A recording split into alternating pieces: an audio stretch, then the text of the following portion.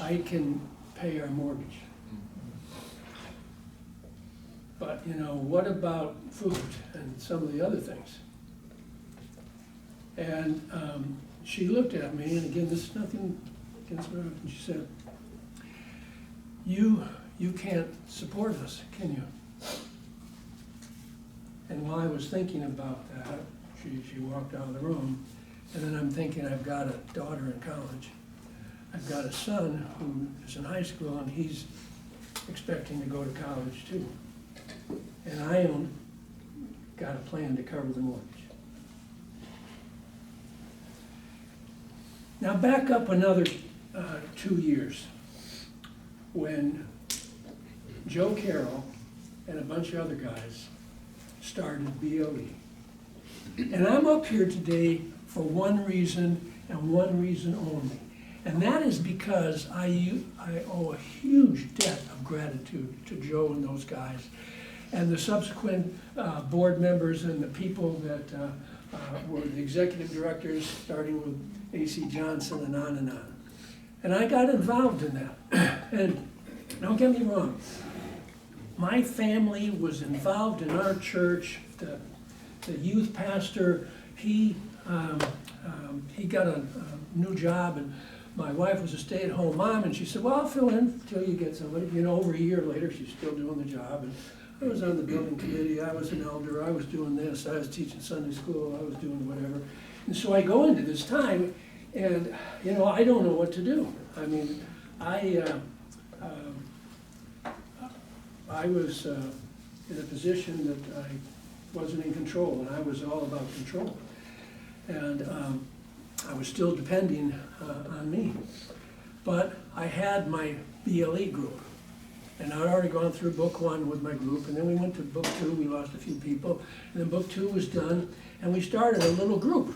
You know, we stayed together and we did stuff. And so every Tuesday morning at 6:30, I would go there, and that was my only escape from reality. And it was the only support I got. It wasn't from the people that I went to church with for years and my pastor and whatever else. It was that close relationship. Those guys were praying for me. They'd call me up and say, John, how are you doing? You know, we'd see each other at least once a week, but they kept up with me. BLE maybe saved my life. Literally. I mean, I was ready to be put into a straitjacket and hauled off because of the pressure. I owed hundreds and hundreds of thousands of dollars. Okay, let's take Betty. Betty has a contract with us to do her room addition. She goes to the bank, she gets a loan, and the bank is gonna pay me $30,000 over, you know, 2 or 3 months. And when we're done, she's gonna pay the bank for 20 years. And so these banks, she'd come to me and she'd say, well, John, you know, I said, yeah, I know your bank's gone. And she said, I'll pay you that $300 every month for 20 years. I had promised my subcontractors and my suppliers and my employees that I would pay them.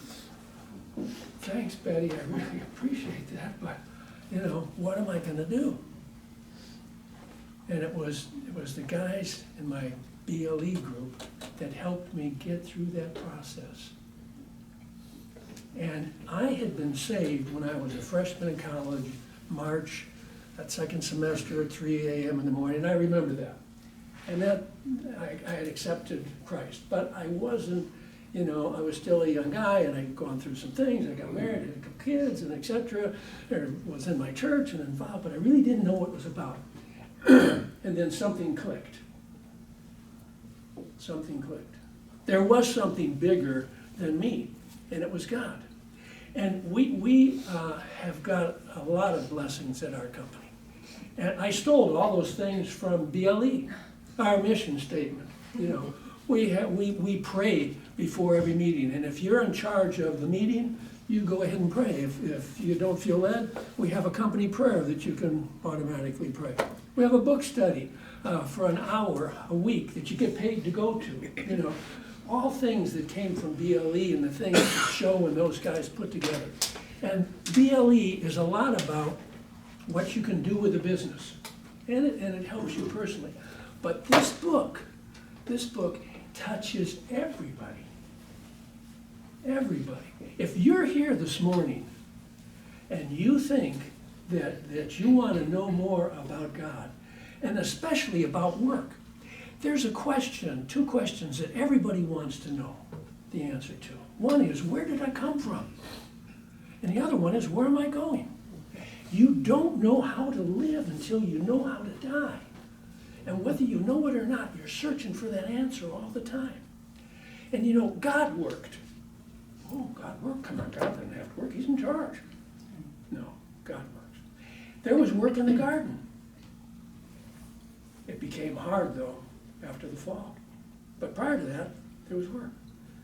And you know, you guys got up this morning and you came here. Wow, that's fantastic. Some of you have never been here before and you don't know what it's all about. But there's an opportunity to get involved with BLE, and more so to get involved in this book, because it talks to you about some of your greatest problems. And it biblically lays out the answers to those things. BLE was created because some guys got together at a birthday party. I wasn't involved with that at the time. Maybe, was it one of your kids' birthday party? No, not quite. Anyway, but the big thing was, hey, you know, why isn't there something that we can go to that will give us the answers to our business problems that is biblically sound? Bingo, BLE. And now a book that talks to each one of us what to do and how to do it.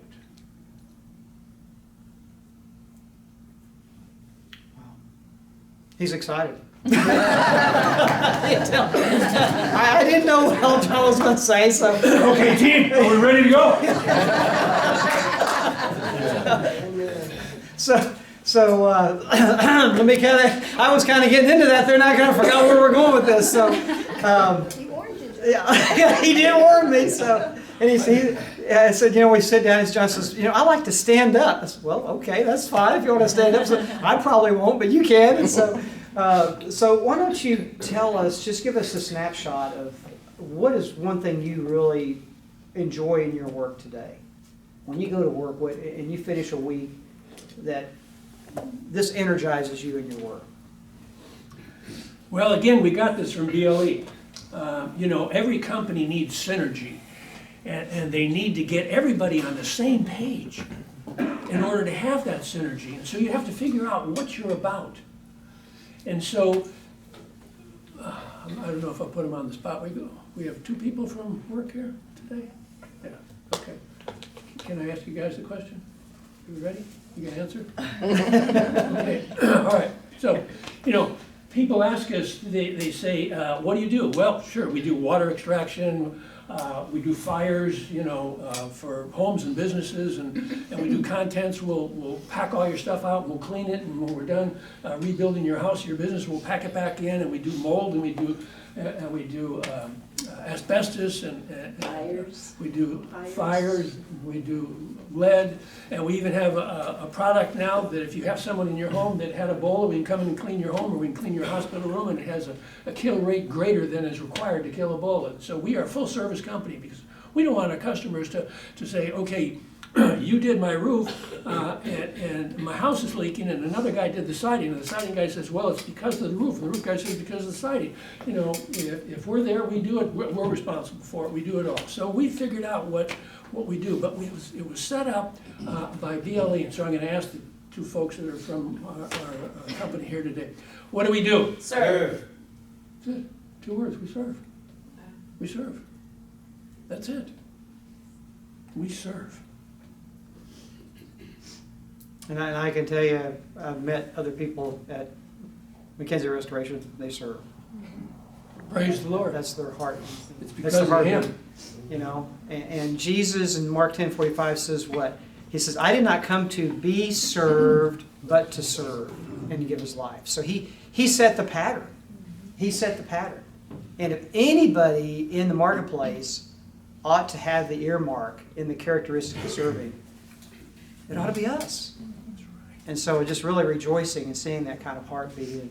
And I want to kind of go back a little bit, John. I mean, because you shared a little bit of that story when you were in that time of having all this money that you owe, and started walking through that. How long a period was that in your life that you walked through that? You had to bring that up, didn't you? Okay, well, let me back up a little bit. So, my wife and my son and my daughter, they said, Dad, it's not your fault. The banks went bankrupt. They are not there to pay. We had customers, the guys would went to this one house and people weren't there, and we were in the middle of remodeling their home. And the lady was there every day, and so they went to the ice house and they called me and they said, the Joneses aren't here. And I said, you kidding? They said, well, their best friends are next door on the left. Go over there and find out. And so they used the Joneses, or the people's phone, to tell me where the Joneses went. And they said last night they packed up and they left, went back to Connecticut to live with their parents. They're declaring bankruptcy. What? I got a house that, I can't even work at now because, and I've got paid people and whatever, and that just kept, that theme kept going. And there were people that said, okay, you've got a $20,000 project for us, and our house, we're paying 18%. Remember those interest rates on homes back? I mean, they were going to, 15, 16, 17, 18, 19%. And also at that same time, and Joe can speak to this because he's in the real estate business, the property was being overvalued. And so they said, we owe $140,000 on our home, and we just found out it was appraised for $125,000. That's where the upside down thing came in. And now we owe you $20,000 for this, and our bank is bankrupt, and we don't know what to do. Did I answer your question? Yeah, and so okay. How did you feel in the midst of this, John? I mean, you're seeing this play out in front of you. Money's gone. People can't pay it. You can't pay people you owe. What did that feel like for you? Don't bring it up. If that happened to me now, at my age, I'd probably have a heart attack and die, because of the stress and everything. My wife says, I invited your sister and husband, they're coming to visit us next week. I can't put gas in the car. They're gonna, things like that, and people, and the kids, Dad, are you okay? So to answer the previous question, it took me 11 years. And during that 11 years, John, what were you doing? Running the business so that I could pay all those people back. And I'd come home from, I found a job, I got a job, and it paid for our needs, and everything I did in the business, I turned around and I paid the people. And I had companies that went bankrupt, and their check that I sent in the mail that month would come back, and there was nobody. I went down to the county and I said, hey, this company, and they said, yeah, they declared bankruptcy. I said, well, I got money for it, I owe them. Well, the entity is gone, you don't owe anybody anymore. I said, you don't understand, I'm paying them. It's your problem, you figure out where it's going, but I don't want it. And they finally set something up for me, so I could, feel like I gave it to the people, it's their problem. And again, my kids, it's not your fault, declare bankruptcy. People are too busy watching what you do to hear what you say. Say that again. People are too busy watching what you do. They don't hear what you say, and they probably shouldn't, because who you are is what you do. And I told everybody I'd pay them, and so it took me 11 years. And so the only time I had really with my family was Sunday morning until noon, and then I'd go back to work. Saturday I work in the evening at the thing, doing it. And, you know, sure, I did things with my family. I didn't think it'd take me 11 years. But that we got this company that loaned our customers money, and they do it at 1/4%, sometimes even 0.5% below market. And so a lot of our customers wound up borrowing money from Bank Corp. What was the first part of it? Anyway, I pushed it out of my mind for a lot of reasons. Anyway, that's the only one of those companies that was never pulled up by the state auditing agencies and picked up, and then to go to Frost and say, okay, you gotta buy this company 50 cents on the dollar, or whatever it was. And they were doing that. That was the only one. Today, that's the only one. The one we had 90% of our customers financed through. So none of those jobs ever turned, none of them ever turned around. None of them. Did I tell you none of them?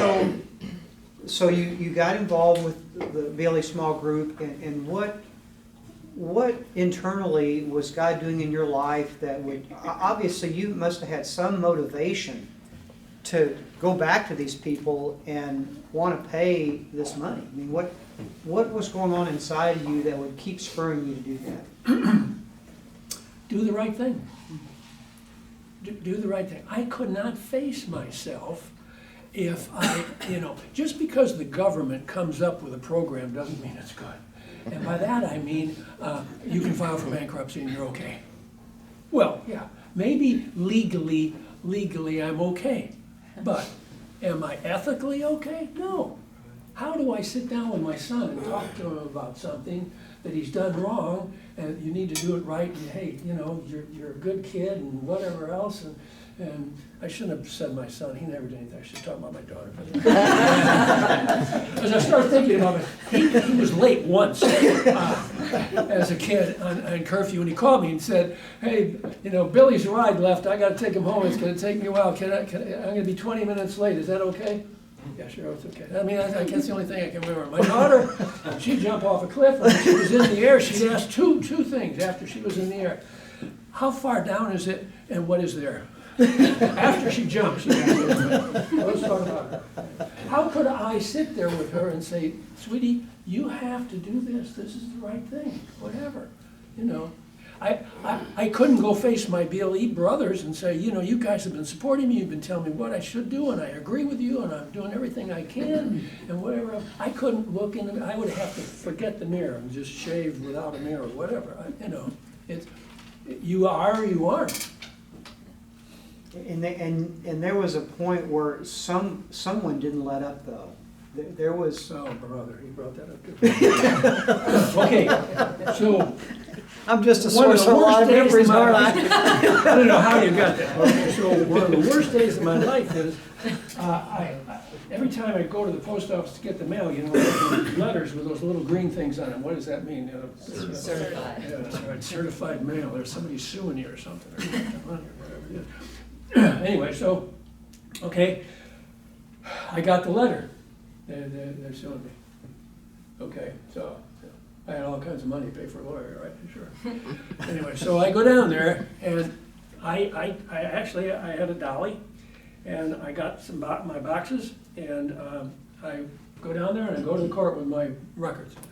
And so it's my turn, and guy calls me up, judge calls me up, and of course the guy suing me comes up there, and what's the deal here? And they talked about it. So I owed this guy $57,000, And he said, I'm suing him. And he said, what do you say? I said, well, every month I send him some money. Every month. I've got my records here. He's right, that's exactly what I owe him. But I'm paying him every month.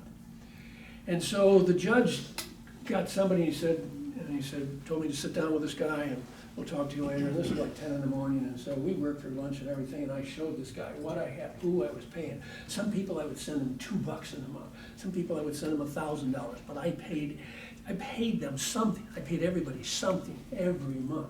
And I showed this guy what was happening. And so it was the afternoon at about 3 or something, and the judge calls us back up, and he says to the guy, he said, well, what is it? And he told this clerk or whoever he was told him. He said, I looked at his records, I checked, I really believe what he's doing, here's what he's doing.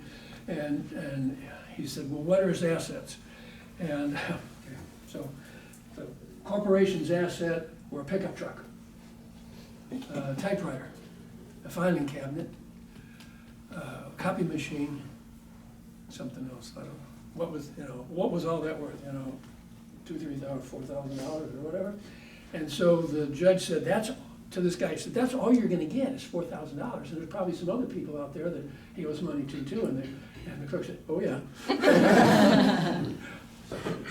Anyway, so he said, if you make him declare bankruptcy, those other people aren't gonna get that money. The guy said, I don't care. And the judge says, well, I do. He said, I'm dismissing this case, and if you come back in here, you're gonna be the one that's in trouble. Boom! Case dismissed.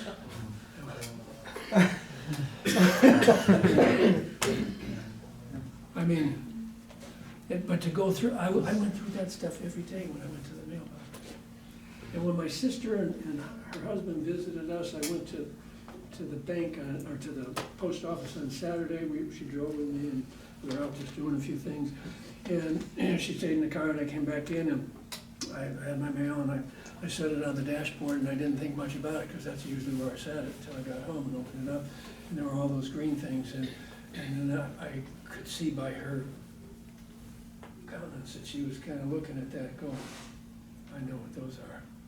And I just felt so horrible. My sister thinks I'm a failure.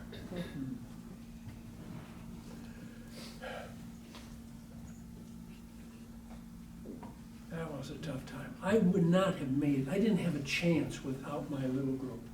I really, I wouldn't have made it. I wouldn't have made it, just without my BLE group. They were there for me. Nobody, the relationships I had in the church and all the stuff I did, I had friends and whatever, but it wasn't, I mean, these people, you get in a small group, it's unbelievable. It's just, look, there's Dean, he's shaking his head, yeah, he knows what that's like being in a little group, I guess. Until you experience it, and if you get in it and get this going, this is, wow. They should charge $1 million for it. and if you do buy it, the money goes to BLE, it doesn't go to Joe. So John, let's fast forward now. When I think of John, I think of a modern day Caleb. I mean, to see this kind of zeal and passion, to get up at 5 o'clock in the morning and hitting the road, is just very inspiring to me. And we've been in the privilege of being in a group now. And so tell me, you have, how many people work at MacKenzie's Restoration? 35 people, but 95% of the work is done by subcontractors, and we have, we're doing anywhere from 30 to 60 jobs on any given day. And they're all kinds, some jobs might last a day because they're a board up, and other jobs might last 6 months because it was a total burn down. And everything in between. Yeah, so when your people go into someone's home, what's usually going on? What's This is it, we believe that God has given us a mission, because when we go into somebody's home, they don't want to see us. It's because they had a disaster. That's why we're there. They don't want us there. It's not like they had been planning on this remodeling job and saving money, and they're all excited. Oh, hey, let's get going there. Oh, And some people really put a lot of emphasis on their possessions, They could have lost a family member or two, and maybe wouldn't have meant as much to them as some, you know what I'm talking about. Some of this is all my, really. So this is tough. But we believe, because of our values and what we stand for, that we're the best thing that could happen to them. And we know that they didn't want to see us, and we really believe that by the time we leave, they're going to miss us. And that's our goal, because we're there to serve them. Wow. That's cool. So if you had one thing to say before we break up into our groups. What would you want to leave us with today? What would you encourage us in terms of how can we go back and walk in a larger story in our work today? What would you encourage us with?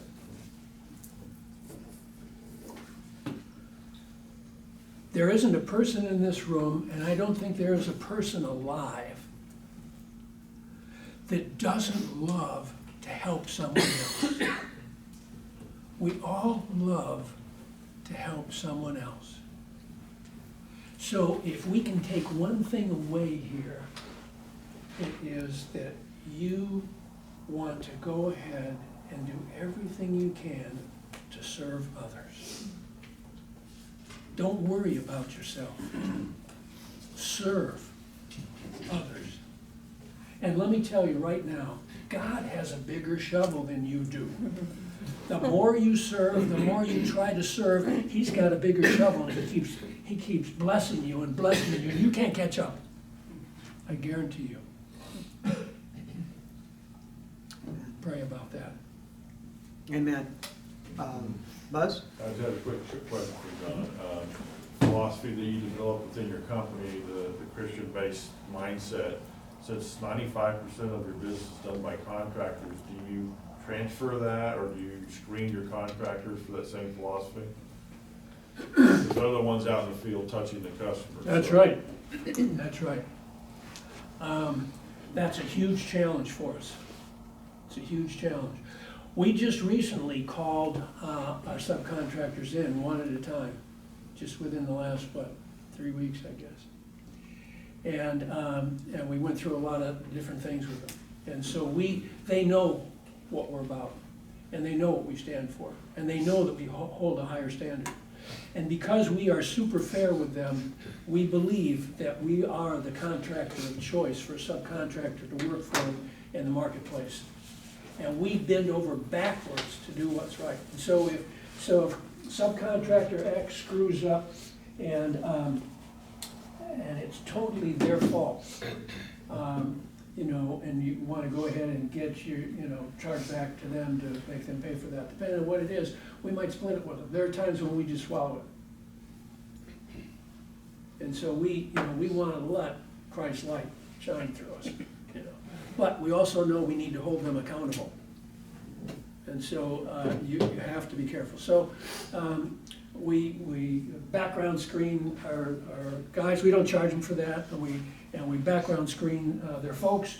And if somebody shows up on a job site that we haven't vetted, they're gone. And so a lot of them have come out of different churches that some of our folks go to and whatever else. And it's a constant thing. We're always looking for good subcontractors. And we're not shy about letting those folks know what we stand for and what we expect of them as well. But a good question. So what we're going to do now is you have a table host at your table, and you're just going to go through